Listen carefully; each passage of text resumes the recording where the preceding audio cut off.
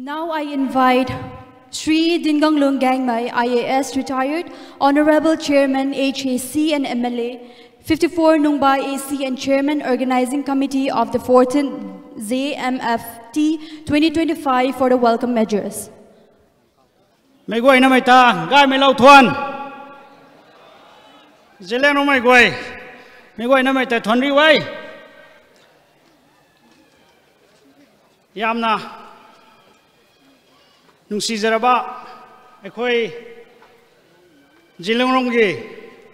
function gì đó mak, Zafa na, organizing committee na request to Javada, harau raga. Suruk yau biri ba, ai khoi ki chief guest oi ba, ai ki yam ba,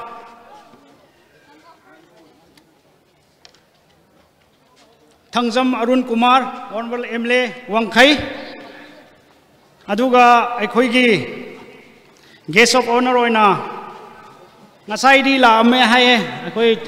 Tamo Province Secretary Yas, Government of Manipur, doi ai ki inau. Veto, MCS, Director, YS, Government of Manipur. Do khoi ki member, active member oi na adum yaw ra lakpa. Akai toang Jeleng mai toang IPS officer sunaba mai merup sumai angam mai ka mai IG Manipur police toang kamai ni suruk kajaw lobam ham pai na dai na thangku the. Aduga igi yamba Zafa ke president, aduma ke executive member sing, the organizing committee member sing, anak kadai suna gansu gantha way, ni way ageng zeng kau Imphal Valley kau bamba mai thai makhe sing tu bamba mai thai makhe Manipur Nagaland kau Assam kau bamba minun thai makhe, pai na gang na ni way, me pu suna me pau me sai suna, ni way gang na. Sang kwam lo bam hang tai pai na dai na thong kwei tamai tani sa lo ni bi tong the na taw kai gan khau tu social media khau YouTube khau taboi jaw bam mai kwai ani kwai jeleng nong mai na khasuna ko me khau sang kwam lo bam mai gan su gan thau nong kwai khani fans nong kwai ani kwai member nong kwai ta pai na dai na thong kwei tamai ni sa lo ni bi tong the government officers ka bye me ni pai na gangong gai the ana Thobal dong DC Hanaka mai IS ni gangwam the paina dai na thongku the na angwai na mai players ngwai sekum hai ani wai mai tournament tri da mai hai irang hotre na tingkom kha kanai the lo the ko mai ke sai he ka ho da mai tong ani ro matsun ba mai tai sai de na inaugural su pan the to mai tane me goi na gang kadoi lo ba mai goi tane paina dai na thongku the players ngwai kadai suna tri suina tri lo po nangni wai organizing committee jatrana Zafa jatrana nang ne wai khang pai na material support iloba mo khons ne nang ne wai sangkom sui na sangkom lo na interest na gang na kazaw lo ba me khang pai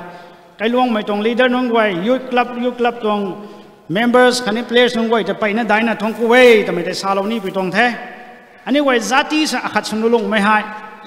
tingkum khaw kagan khana ngopsna sine ani wai marai pana sine suna homeda ani wai Japan hausam na ani wai khana midai tamai kabam bye na bom sine ani wai mai remind isu mai twang football na nam twang ani wai pauza Jadonang roina ani wai khang samlo du mai galo du mai legacy ani wai continues na ani wai the so must go on tamai de kom na ani wai zati khana dei tamai ta ani wai khang khata ziana lungsa mongho tamai heni krial ni pi twang the media su aduga technical team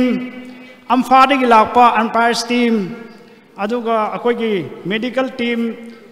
akoi gi Jelengrong gi medicos group there are lots of well wishers who have come to cooperate with us.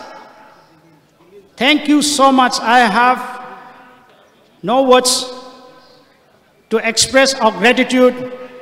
Our heart goes to all of you and thanks to all of you. Anyway, hi, may go in my matakana.